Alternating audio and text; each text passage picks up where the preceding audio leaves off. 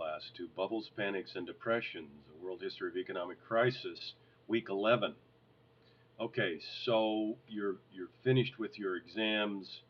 Now we're going to talk about the post-war global economy and really the failure of that economy uh, in the 1970s. So we're going to cover quite a bit of ground going from about 1945 to 19 into the 1970s in this video lecture. So one of the first things about the post-war economy is that the Americans, along with a lot of other countries, had basically agreed they didn't want the same thing that happened in the Great Depression and the run-up to World War II to happen after World War II. So there had to be some sort of a system that they could develop to stabilize currency exchanges, to stabilize the flow of money between economies, to essentially and to help out economies that needed capital for development, and a centralized system in which this could take place. And so what happens is, and of course we find John Maynard Keynes, none other than the John Maynard Keynes, at the center of this new international system. So remember that John Maynard Keynes, of course, was really the first economist to talk about and analyze macroeconomics, international economic trends. So Keynes recommends an international system, and the leaders of the major world economies agree to meet at a place called Bretton Woods, and they hammer out an agreement in which the post-war system will be controlled by none other than the American dollar. Okay, the dollar becomes the key to the post-war international economic system. Now, how does this work? This system, of course, is referred to as the Bretton Woods system. And the Bretton Woods Conference and the agreements put in place several things. They put in place the IMF, the International Monetary Fund, the World Bank. These two things were designed to infuse or inject capital into the world economy systematically and based upon economies that needed it to try to prevent these tremendous instabilities of international currency of currencies internationally. And the World Bank, of course, was much the same function, designed to facilitate international exchanges of, of currency. And then, of course, the central achievement of the, by the way, John Maynard Keynes was actually at the conference, and much of his ideas was implemented in the Bretton Woods plan. The, I should say the post-war system was really, until 1970, was a system largely uh, in kind of honor of John Maynard Keynes. His ideas really dominated that post-war economic system, not just internationally, but also nationally. So the last major part of the Bretton Woods system was to peg. You remember the old gold standard system, right? Where national economies pegged their currencies to gold reserves. Well, the post-war system was not going to work like that because the gold system had really created an economic catastrophe in the Great Depression. This new system was going to work a little bit like that old system, though, in that gold would still play a role.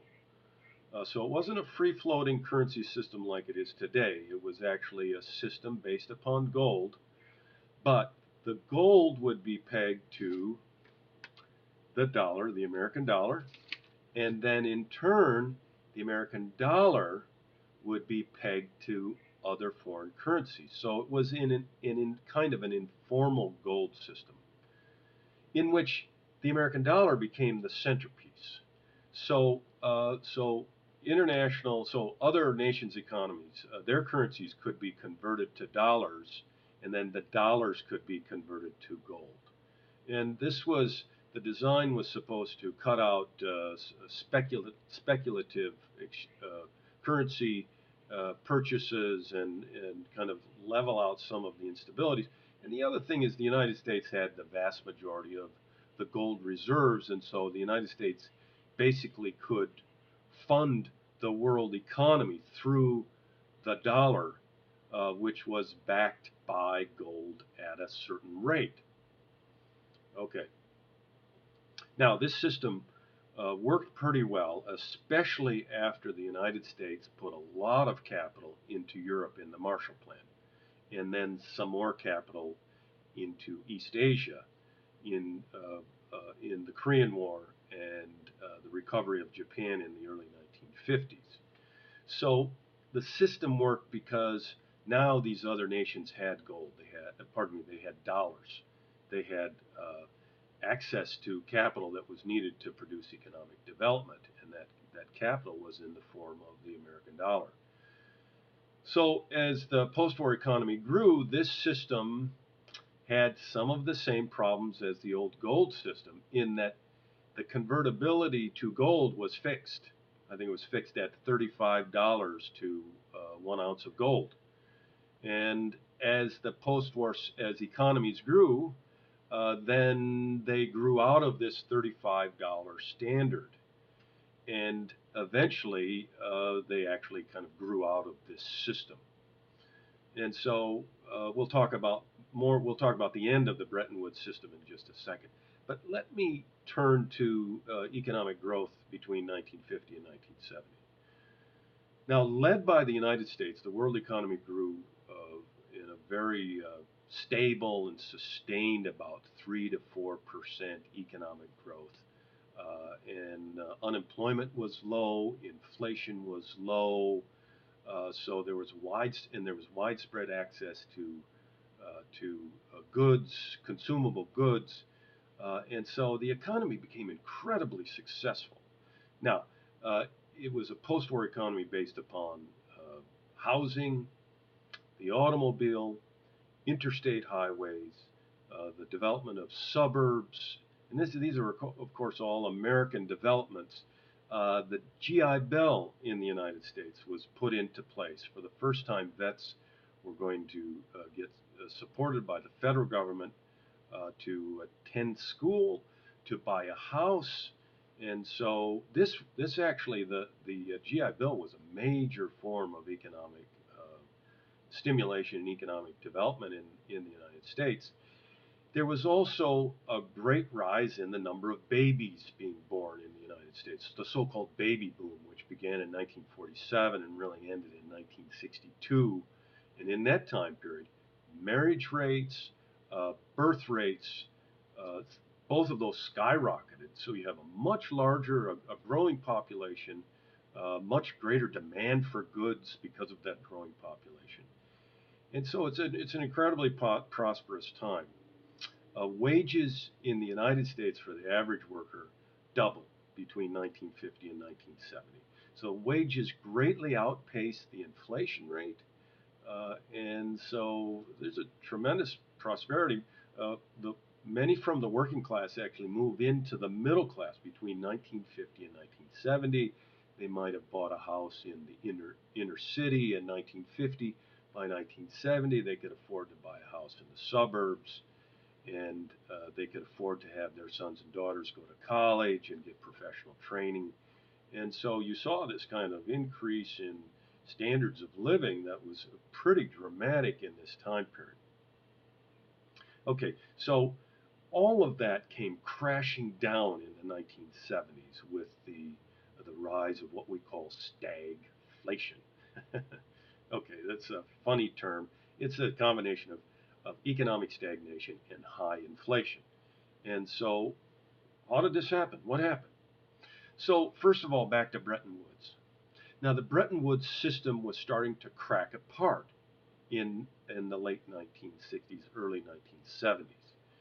It was cracking apart because other economies became very successful. The Japanese economy, the German economy became economic leaders. And because of their economic growth, they needed more access to capital than the United States could provide. and gold flowed out of the United States, and there was more. Actually, there was a lot more gold discovered in the world, and that gold flowed to other parts of the world, not the United States. And so the United States had significant gold reserves at Fort Knox. Yes, that's right, but they didn't have enough gold reserves to actually cover all of the dollars that were in circulation internationally. And remember, the United States, under the Bretton Woods system, would guarantee convertibility from a dollar, from dollars to gold. This was part of the Bretton Woods system, but now they had very little gold to cover the dollars that could be converted. And so they were faced with this. Actually, it would have produced an international economic crisis if there had been enough calls, enough convertibility from other countries to drain American gold reserves. And so what happens in 1971? President Richard Nixon gets together with his economic advisors. By this time, Germany has gone off the Bretton Woods system of convertibility. Switzerland goes off it, and all of a sudden it looks like this could, this could be a real problem. So Nixon decides to end the convertibility of American dollars to gold, and basically ends that link between the American dollar and gold reserves, and essentially puts the world economy on a floating system of currencies, whereby currencies are not measured, no longer measured against gold, they're actually measured against one another. And this is the system we have today.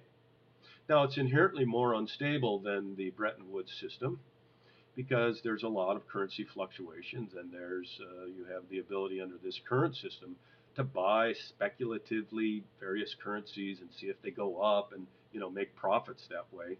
But it does create more instabilities in the economy. But the world economy simply had outgrown the Bretton Woods system. Now, so Nixon ends the Bretton Woods system. There were some other things going on in the American economy which made it imperative that some sort of action be taken. And these other things were, I can boil them down to, in the 1960s, President Lyndon Baines Johnson tried to do both guns and butter. Okay, what's guns and butter? Well, Johnson wanted to fight the Vietnam War abroad.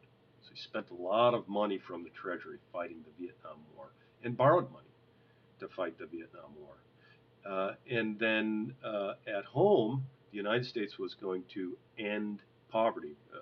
LBJ announced a war on poverty, and he put in place all of these new programs, including some that are still around today, like Medicare and Medicaid. Those were programs created in Lyndon Johnson's tenure, the so-called Great Society that Lyndon Johnson wanted to create. So Johnson is spending a lot of money, okay? And he's spending money on a war, and he's spending money domestically, and that means the United States has to borrow more money, go out on international markets and borrow money to fund these initiatives. And the United States finds that there are fewer buyers for American bonds. This creates a problem. You have to get access to capital, and so the United States raises interest rates on the bonds in order to attract buyers. In turn, this is essentially like raising inflation, because essentially you're raising the price of these bonds, and it means that money is going to be more expensive in the United States, and it's actually going to produce inflation in the United States.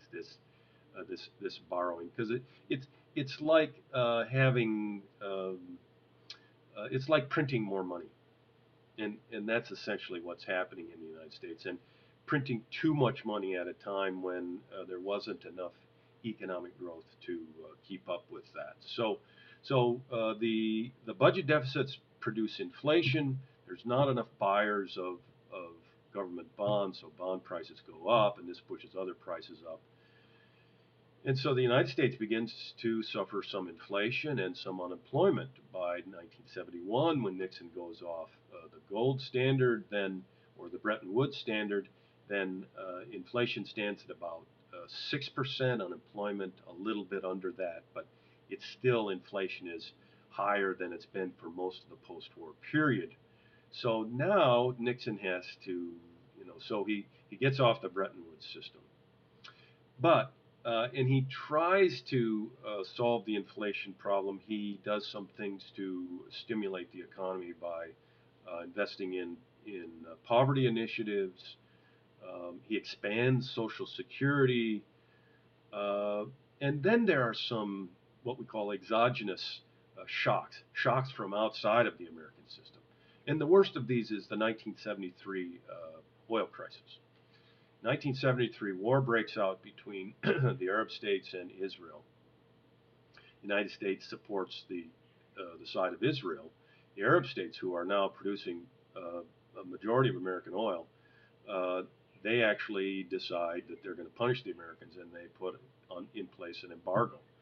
And it pushes up the price of oil, and in turn, which pushes up the price of gasoline, and it makes for gasoline scarcity. So you have actually long lines of automobiles at gas stations. And the OPEC, which is the Organization for Petroleum Exporting Countries, this is basically the Middle East consortium of oil producers. These guys they decide that they're going to unilaterally raise the price of a barrel of oil. It's the first time this had happened. They're going to take control of the world economy through these oil initiatives, the embargo and raising the price of oil. All of a sudden, oil and gasoline shoot up to very high prices. This produces more inflation, and it's an economic shock to the United States. It produces a recession. Inflation goes up to almost 9% in this recession, this first recession of the 1970s.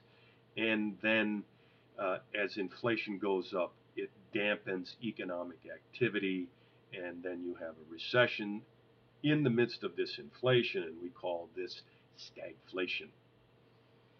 And so the United States tries to get out of this, but really there's really no one.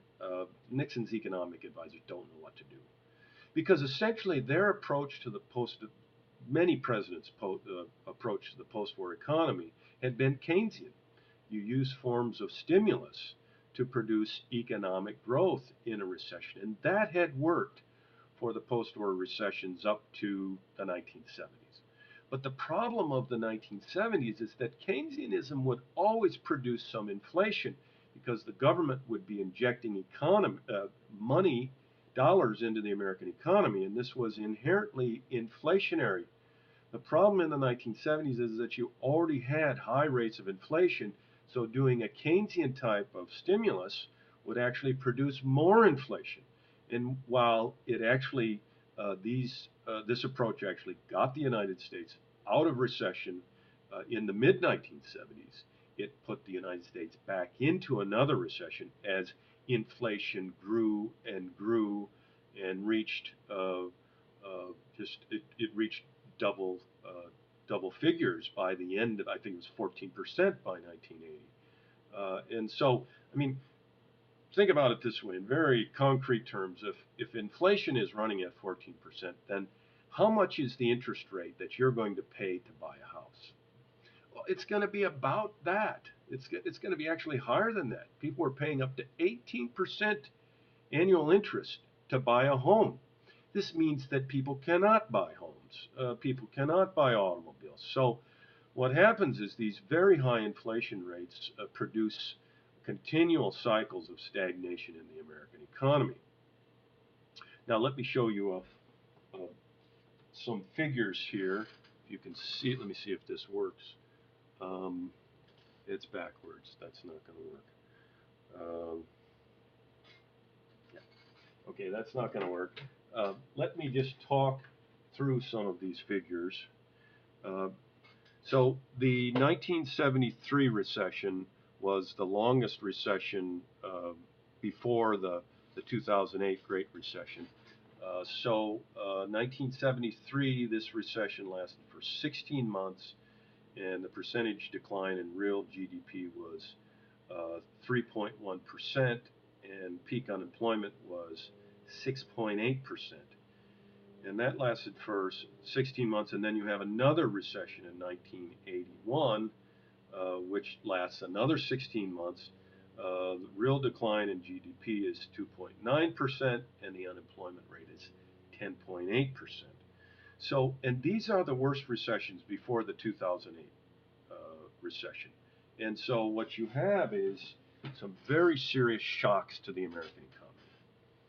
And in addition, the United States becomes a net importer of goods, so American goods are no longer quite as competitive. So you're not getting inflows of currency through the export of goods as much, and this contributes to these two recessions in the 1970s. And so pundits begin to argue that this is it. This is the end of the American dominance, the end of American civilization. There's a lot of, Jimmy Carter comes to power as president in 1977, and he, in a in a speech, he argues that Americans suffer from a malaise. And I think he's probably right, but as president, you shouldn't actually tell everybody this because it just makes people feel worse. So now these economic problems. Ronald Reagan comes to power in 1981. He hires somebody, Paul Volcker, as his Treasury Secretary, and Volcker decides he's going to fight inflation and not worry about the rest of the economy. And so what he does is he raises interest rates high enough to really produce a deflation in the American economy. And between 19 and that's why you have this second recession, which is very severe because it's actually produced by the government, which is trying to get rid of inflation. And this actually works. It dampens economic activity to the point where inflation declines and the economy rights itself. And by the mid 1980s, then the economy is back to kind of some what we would call post-war norms with lower inflation, lower unemployment, and then steady economic growth. Okay, so that's the post-war economic system. Next week, we're going to talk about some economies outside of the United States and some alternative economic models. Okay, stay in touch.